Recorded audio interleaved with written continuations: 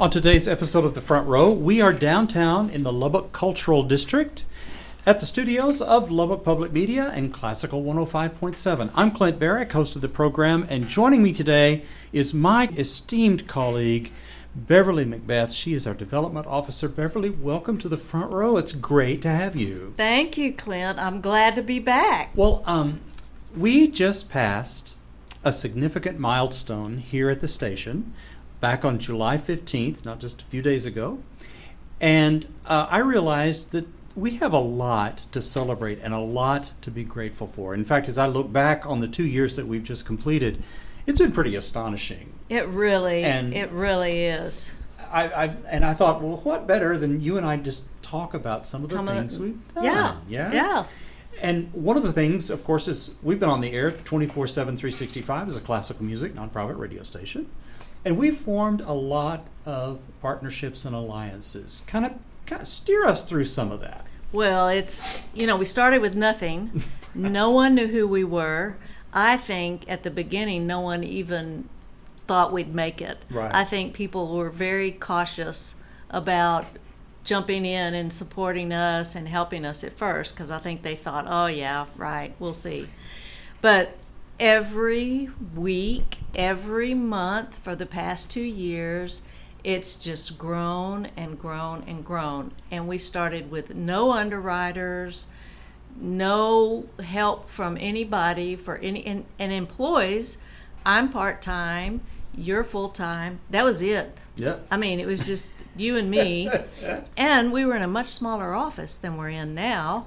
Right. I guess they didn't even think around here we'd make it. So they finally said, "Oh, I guess these two are going to make it. So Yeah. we're going to give them a bigger office more now." Space. Yep.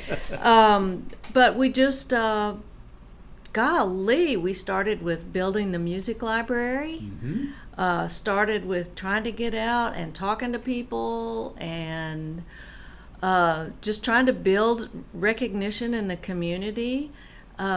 We went to the Lubbock Symphony Orchestra and started working on that partnership. We went to the Talkington College of Visual and Performing Arts, started working on that relationship, but all of that started from scratch. Mm-hmm. We had no relationship really as far as this station because we were brand new. So we had nothing. And it is absolutely amazing that here we are 2 years later, which went so fast. And we've got lots of relationships. We've been very fortunate. We're nonprofit, so we are totally dependent on this community to keep us going. Right. And we need, just donations from people that listen to us. We have underwriters that we have on our station, and then we have foundations that we receive grants from. And it's all just slowly coming together, and we're going from, like I say, zero to adding more and more and more. Well, one of the things that has helped us out is that we are housed with Raymar Communications, which is the for-profit part of the family of stations that are owned by Brad Moran. And he helped us out with a lot of things. He gave us some signage to put out on the South Loop and Mm-hmm. on the interstate so people Mm-hmm. could actually see our sign and frequency as they drove by.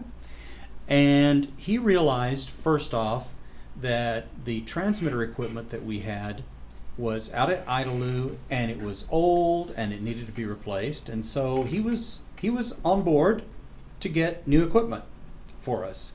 And it really helps to have a supportive boss. Oh gosh, it sure does. I mean, and he has been. Yeah. He's been great to work with. Absolutely. And he realized, being a broadcaster, that we needed to get our name out there. And so I was astonished at how quickly he was to jump in to take part in the arts festival. Mm-hmm. And to actually be there himself, Right. to spend his time. We have worked with the Lubbock Symphony to be in the foyer of their concerts to make sure that we get some signage and that we're there. We've launched into some video projects with them during the course of the actual symphony concerts. We're hosting programs with the Lubbock Symphony and the College of Visual and Performing Arts, as you said, on the radio, programs Mm-hmm. that highlight what they're doing. Mm-hmm. And so we've had a chance to sort of get the word out about who we are. Well, and you mentioned like being at the arts festival, being at the symphony, having our table out in the lobby. People love to come by and visit with us, and it's so encouraging when people come by and talk about that they listen to our station or the programs that they appreciate or the music that we play. It's been really fun to be out in the community, and last year we participated in a welcome back student welcome bash at Texas Tech with the School of Music and with the College of Visual Performing Arts. That was a lot of fun. You and Brad were there, and this year we're going to do it again and get involved in having that visibility with all those students over there. So we're doing more. We've done the First Friday Art Trail. We've had a table at that. So we just take opportunities where we can to be out and have a personal relationship with people and talk to them about our station. The latest thing has been we've kind of gotten into a thing where we're actually on the channel, what is it, 26.1 on local television. Explain to us a little bit how that works. Well, it's a low power station, and it's a direct broadcast. So anyone that has an antenna on their television can flip over to TV and flip through those local channels. And there's a lot of them. It's amazing. I think people would be amazed at how many local channels you can watch without paying a penny. And so we've been on about, how long have we been on? Maybe 2 months? Yeah, something like that. Not long. At the most, 2 months, at 26.1. You and I both had response within a couple of weeks. Sure did. People saying they listen to us on their television at home. Right. So a lot of people have trouble. They don't want to listen on the app on their phone, so they have trouble listening to it inside their house. This is a way for them to listen to it in their house. And so now fewer and fewer people are going to cable, and they're looking for other options for what to watch on TV. This is a great opportunity for folks that are listening right now. If you don't have an antenna, go get one and put it on your TV. You'll be amazed at all the channels you can flip through.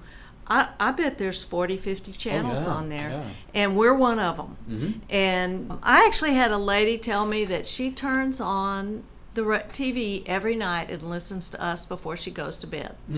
And I just thought that was really cool. We're part of her daily listening habit now, which is really awesome. There's so many things that we have added. And of course, we've got the really, really big news about a purchase we just made, if you want to talk about that. Well, that we've done this being 2 years old, it just is astonishing to me. With all this sort of recognition and awareness in the community, that gets you some traction. And that can get you traction with granting organizations and foundations and connections that we have there. And we're very grateful because 2 big foundations have joined together to help us purchase a brand new transmitter. And that's important. Super exciting. It is brand new, and a transmitter is one of your most important pieces of equipment. That's how people hear you. And so we've been able to actually make that purchase, and we're just awaiting delivery. So let's talk about some of the things the new transmitter is going to do for us. It will allow us to work at a higher power level. The transmitter that we have right now is pretty old. It's run down. It's not capable of producing the power that we're allowed by the FCC. And so we'll be able to do that, and that's going to help. It's going to help a lot. The audio quality is going to be a lot better. No, I'm excited about that. and our quality's good now. It's good but now, it'll be even better. But this will get us further down the road, that's for sure.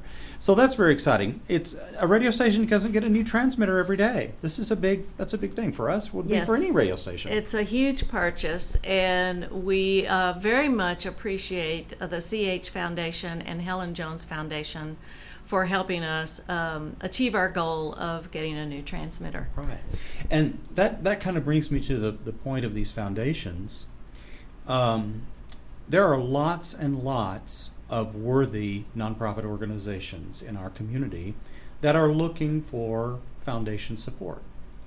And so in order to qualify for this, you have to put forth a persuasive argument, because there's lots of people competing and competing well. And so that's the other thing that I'm just astonished about, is that our needs have been taken seriously, and people have decided to invest, and we're able now to put a product out there that's going to be really good. Yes, and something that I've had several people mention to me is, with this new transmitter, you'll be able to get more music information as far as on your, what do you call it, your RDS. Yes. Right? What is that? Radio data system. Yes. Yes, right. RDS. Yes. So people will be able to see who is performing and the name of the piece that they're listening to, which will be fabulous, because, as you know, we get calls and emails and texts, people asking, what was that song that I heard? And it's going to be very helpful to people that like to have that. And if you have a late model automobile that can receive HD radio, and most do nowadays, if you've had a car in the last 5-6 years, and that will happen automatically. And that'll be really good, because you can see on your dash literally what's being played and who's playing it. Yeah, that's really good. I love that. And I always, I'm sorry when I'm watching or I'm listening to a radio station that doesn't have that, because when a song comes on, you're like, oh gosh, what is the name of that? And I've had several people ask about that, so I'm really happy that we're going to be able to accommodate people on that with that feature. There's some other things that, as we have grown, that have been really kind of cool. We've grown our music library, and that's another thing. Starting from zero, your friend Dr. Stephen Balch, I believe, he has brought us bags and bags and bags of, and when I say bags, luggage, a giant red piece of luggage full of CDs. And so as we go through a group of them, then he comes and picks them up and brings us another luggage load. And then WRR out of Dallas, which is a nonprofit station, classical station down there, they donated a giant library to us of about 800 or 900 CDs to add to our collection. So we're growing that music. Yes. And then our programming. We haven't even talked about programming. Oh, that's right. We started with the Front Row. We started with your show, which everybody in the community knows about the Front Row. Then we added to that, through the College of Visual and Performing Arts, the Art Beat, and then we added the Texas Tech University Encore Concert Series. And then the last thing that we added was the Archive West Texas, which is a history of Lubbock, with Gordon Wilkerson, and we've had awesome interviews there that people would just love if they just go listen. There's so much information there. So our programming has grown too. Yeah. From nothing, our music has grown, our programs have grown, and there's more to come. It is. It's so interesting. As you mentioned, we're so grateful to Dr. Stephen Balch. He's a board member of the Lubbock Symphony Orchestra, a longtime classical music fan, and over the years he has a huge library, and he was so incredibly generous to just, as you said, pile up a bunch of CDs to a suitcase and bring it to us, and he's been doing that for the 2 years that we've been on the air. Yes, and he's been so committed and so faithful to us. I mean, when he takes out a load that we've downloaded, then he is back the next day. That's right. Next day, he's got another load up here, and he just keeps it going. He does. He's a remarkable, remarkable man, and we're so grateful.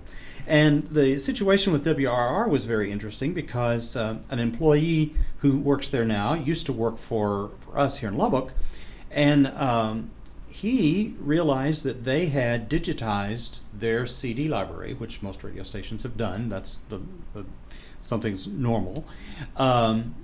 And so they didn't need the physical product anymore. And so he called me up and said, Clint, you have a brand new radio station. Do you need music? And I said, you bet we do. And so we managed to get several huge boxes of CDs. I think you said it was 800 or 900. Between 800 to 900 is what he estimated. And they've shared them with us, which was really magnanimous of them. Yes. And so we're in the process of getting all of that put in, and we've just been very, very fortunate. Yep. It's gone really well. Yeah, so it's good. So those are some of the things that we've been doing. What have I missed, Beverly, that we should celebrate? Well, just I would say celebrate the relationships that we have developed with people in town, other nonprofits that we help. We do a lot of things for like the Garden and Arts Center and the Silent Wings Museum and Lubbock Christian University. I mean, there's so many different groups in town that we've had the opportunity. First United Methodist Church, we've had a great time working with them on all their Vesper concert series and promoting those. So I think the relationships that we've developed have been just really fun and a real pleasure for me personally to get to know these folks. Yeah. And for our audience, it lets them know all of the artistic and cultural opportunities that there are in our city, and there's a lot. Yep. A lot There going sure are. on. And we're the place to find out about every bit of that.